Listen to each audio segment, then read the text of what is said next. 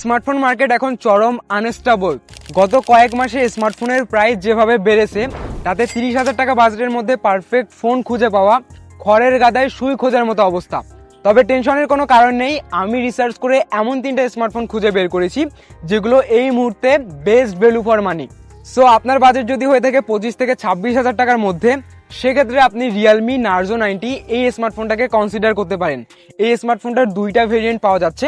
128GB ভেরিয়েন্টের unofficial price প্রায় 25,500 টাকা, আর 128GB ভেরিয়েন্টের আনঅফিসিয়াল প্রাইস প্রায় 26,500 টাকা। ফোনটার ডিজাইনের কথা যদি বলি, ফোনটার ডিজাইন খুবই সিম্পল, ডিজাইনের মধ্যে কোনো রকম স্পেশালিটি নেই। তবে আমার কাছে মনে হয় আপনাদের কাছে ফোনটার ডিজাইন ভালোই লাগবে। ফোনটার ফ্রন্ট সাইডে 6.57 inch full HD plus AMOLED panel আছে, সাথে 120 হার্টজ রিফ্রেশ রেট আছে এবং 4000 নিটস পিক ব্রাইটনেস আছে। যদিও পিক ব্রাইটনেস এটা একটা নাম্বার গেমে পরিণত হয়েছে, তবে ফোনটার ডিসপ্লে যথেষ্ট ব্রাইট, ডিরেক্ট সানলাইটেও ফোনটার ডিসপ্লে বেশ ভালোভাবে বোঝা যায়। প্রসেসরের কথা বললে ফোনটাতে মিডিয়াটেক ডাইমেনসিটি 6400 ম্যাক্স চিপসেট আছে, যেটা কিনা 6 ন্যানোমিটার ফেব্রিকেশনে তৈরি। হ্যাঁ, একটা সময়ে আমরা এটার চেয়ে এই বাজেট সেগমেন্টে আরো ভালো চিপসেট দেখতাম, তবে বর্তমান সিচুয়েশন অনুযায়ী এই চিপসেটটাকেই ভালো বলতে হচ্ছে। এই চিপসেটটাকে বর্তমান সিচুয়েশন অনুযায়ী এই বাজেট সেগমেন্টে মেনে নিতে হবে। ফোনটা থেকে ডিসেন্ট টাইপের পারফরমেন্স পাবেন, রেগুলার ইউজেসে খুব ভালোভাবে ইউজ করতে পারবেন। গেমিং এর কথা বললে টুকটাক গেমস খেলতে পারবেন, যেমন ফ্রি ফায়ারের মতো গেমগুলো এটাতে মোটামুটি ভালোভাবে প্লে করা পসিবল। তবে পাবজি কিংবা কল অফ ডিউটি এই টাইপের গেমগুলো যদি এই ফোনটাতে প্লে করতে চান, মাঝে মাঝে ল্যাকের দেখা পাবেন, ফ্রেম ড্রপের দেখা পাবেন। তবে নর্মাল ইউজেসে বা রেগুলার ইউজেসে পারফরমেন্স নিয়ে সেরকম কোনো প্রবলেম হবে না। ক্যামেরার কথা যদি বলি, ফোনটার রিয়ারে 50 মেগাপিক্সেলের মেইন ক্যামেরা আছে। ফোনটাতে কোনো রকম আল্ট্রা ওয়াইড ক্যামেরা পাচ্ছেন না।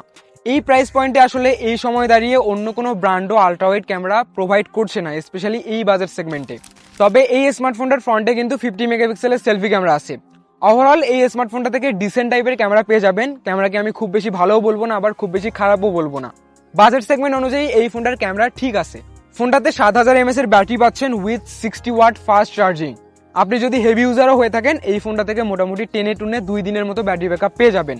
ওভারঅল যাদের বাজেট 25 থেকে 26,000 টাকার মধ্যে, ভালো ডিসপ্লের পাশাপাশি বড় ব্যাটারি দরকার, ডিসেন্ট টাইপের পারফরমেন্স, ডিসেন্ট টাইপের ক্যামেরা হলেই চলবে, তারা চাইলে এই স্মার্টফোনটার 128GB ভেরিয়েন্ট কনসিডার করতে পারেন কিংবা পারচেস করতে পারেন।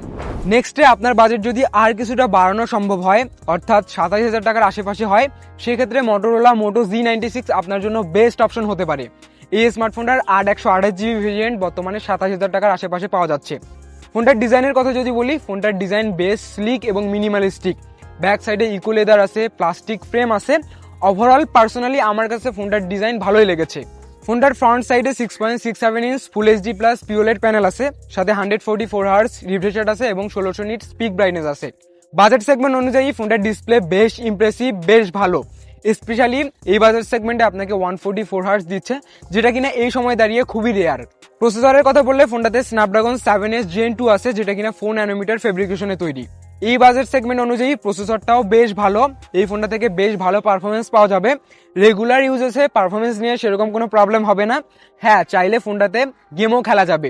ফ্রি ফায়ারের মতো গেমগুলো এই ফোনটাতে খুবই স্মুথলি খেলা যাবে। ইভেন পাবজি, সিওডি এই টাইপের গেমগুলো চাইলে এই স্মার্টফোনটাতে প্লে করতে পারবেন। ক্যামেরার কথা বললে ফোনটার রিয়ারে ডুয়াল ক্যামেরা সেটআপ আছে, 50 মেগাপিক্সেলের মেইন শুটার, সেই সাথে 8 মেগাপিক্সেলের আল্ট্রা ওয়াইড শুটার। আর ফোনটার ফ্রন্ট সাইডে 32 মেগাপিক্সেলের সেলফি ক্যামেরা আছে। ওভারঅল এই স্মার্টফোনটার ক্যামেরাকে আমি ভালোই বলবো, স্পেশালি এই সময় দাঁড়িয়ে এই ফোনটার ক্যামেরাকে বেশ ভালো বলতেই হবে। আর হ্যাঁ, এই ফোনটার মেইন ক্যামেরা দিয়ে কিন্তু 4K তে রেকর্ড করা যাবে, সো এটা একটা এই ফোনটার প্লাস পয়েন্ট। ব্যাটারির কথা বললে ফোনটাতে 5500 mAh এর ব্যাটারি আছে with 33 watt fast charging. Overall যাদের বাজেট 27,000 টাকা, এই বাজেট সেগমেন্টের মধ্যে ভালো ডিসপ্লে দরকার, ওভারঅল ব্যালেন্সড একটা ফোন দরকার, ক্লিন ইউআই এক্সপিরিয়েন্স করতে চান, তারা চাইলে মোটোরোলা মোটো G96 এই স্মার্টফোনটা পারচেস করতে পারেন। 27,000 টাকা বাজেটের মধ্যে এই স্মার্টফোনটা বেস্ট চয়েস হতে পারে। নেক্সটে আপনার বাজেট যদি আরো কিছুটা বাড়ানো সম্ভব হয়, অর্থাৎ আরো 3,000 টাকা বাড়িয়ে যদি 30,000 টাকা হয়, সেক্ষেত্রে আপনি নাথিং CMF ফোন 2 Pro এই স্মার্টফোনটাকে পারচেস করতে পারেন। এই স্মার্টফোনটার 128GB ভেরিয়েন্ট বর্তমানে 30,000 টাকার আশেপাশে পাওয়া যাচ্ছে। এই স্মার্টফোনটার সবচাইতে ইউনিক সেলিং পয়েন্ট হচ্ছে এটার ডিজাইন। মার্কেটে যত স্মার্টফোন আছে সবগুলো স্মার্টফোনের চেয়ে এই স্মার্টফোনটার ডিজাইন একদমই আলাদা, একদমই ডিফারেন্ট। ফোনটার ডিজাইনের পাশাপাশি টেকনিক্যাল স্পেকও বেশ ভালো।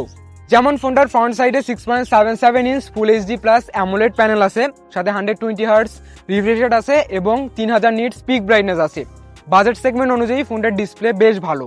প্রসেসরের কথা যদি বলি, ফোনটাতে মিডিয়াটেক ডায়মেনসিটি 7300 প্রো চিপসেট আছে, যেটা কিনা 4 ন্যানোমিটার ফেব্রিকেশনে তৈরি। বাজেট সেগমেন্ট অনুযায়ী এই চিপসেটটা যথেষ্ট স্ট্যান্ডার্ড। এই স্মার্টফোনটা থেকে যথেষ্ট ভালো পারফরমেন্স পাবেন, স্পেশালি রেগুলার ইউজেসে খুবই স্মুথলি ইউজ করতে পারবেন। সেই সাথে আপনি চাইলে এই স্মার্টফোনটাতে গেমিংও করতে পারবেন, যদিও এটা কোনো গেমিং ফোন না, এটা একটা ক্যামেরা সেন্ট্রিক ফোন। আপনি চাইলে ফ্রি ফায়ারের মতো গেমগুলো এটাতে খুবই ভালোভাবে প্লে করতে পারবেন, ইভেন পাবজি, সিওডি এই টাইপের গেমগুলো এই স্মার্টফোনটাতে ভালোভাবেই প্লে করতে পারবেন। সো বাজেট সেগমেন্ট অনুযায়ী এই স্মার্টফোনটার পারফরমেন্সও বেশ ভালো। ক্যামেরার কথা বললে ফোনটার রিয়ারে ট্রিপল ক্যামেরা সেটআপ আছে, 50 মেগাপিক্সেলের মেইন শুটার, সেই সাথে 50 মেগাপিক্সেলের টেলিফটো শুটার আর 8 মেগাপিক্সেলের একটা আল্ট্রা ওয়াইড শুটার। এই ক্যামেরা সেটআপটাকে আমি এই বাজেট সেগমেন্ট অনুযায়ী বর্তমান সিচুয়েশন হিসাবে পারফেক্ট ক্যামেরা সেটআপ বলবো। স্পেশালি 30,000 টাকা বাজেটের মধ্যে আপনি অন্তত অন্য কোনো ব্র্যান্ডের ফোনে টেলিফটো লেন্স পাবেন না। যাই হোক, ফোনটার ফ্রন্টে 16 মেগাপিক্সেলের সেলফি ক্যামেরা আছে। ওভারঅল যদি এই স্মার্টফোনটার ক্যামেরা নিয়ে বলি, তাহলে 30,000 টাকা বাজেটের মধ্যে এই স্মার্টফোনটা আপনাকে সেরা ক্যামেরা প্রোভাইড করবে। আপনি যদি ক্যামেরা সেন্ট্রিক ফোন খুঁজে থাকেন, আপনার বাজেট যদি 30,000 টাকা হয়ে থাকে, তাহলে এই ফোনটা আপনি পারচেস করতে পারেন। এটার ক্যামেরা এক কথায় সেরা। এই স্মার্টফোনটার রিয়ার ক্যামেরা দিয়েও ম্যাক্সিমাম 4K তে ভিডিও রেকর্ড করা যাবে। ব্যাটারির কথা যদি বলি, এই স্মার্টফোনটাতে 5000 mAh এর ব্যাটারি আছে। হ্যাঁ, এখানে আপনাকে কিছুটা কম্প্রোমাইজ করতে হচ্ছে।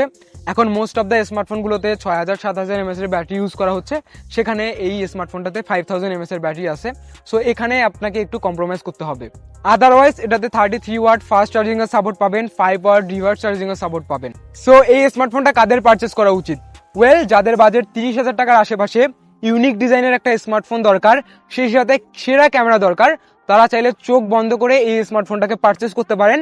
30,000 টাকা বাজেটের মধ্যে নাথিং CMA ফোন 2 Pro এটা বেস্ট অপশন হতে পারে। তো এই ছিল 25 থেকে 30,000 টাকা বাজেটের মধ্যে টপ 3 স্মার্টফোন। এই 3টা স্মার্টফোনের মধ্যে থেকে আপনি যেই স্মার্টফোনটাই পারচেস করেন না কেন, ইউটিউব থেকে আলাদাভাবে সবার প্রথমে একটা ফুল রিভিউ ভিডিও দেখে নেবেন, তাহলে আরো বেশি ক্লিয়ার হয়ে যাবেন এই স্মার্টফোনটা আপনার পারচেস করা উচিত হবে কিনা। সো এই ছিল আজকের ভিডিও ভালো লাগলে লাইক করতে পারেন, চ্যানেলে নতুন হলে সাবস্ক্রাইব করতে পারেন। দেখা হচ্ছে নেক্সট কোনো ভিডিওতে। আল্লাহ হাফেজ।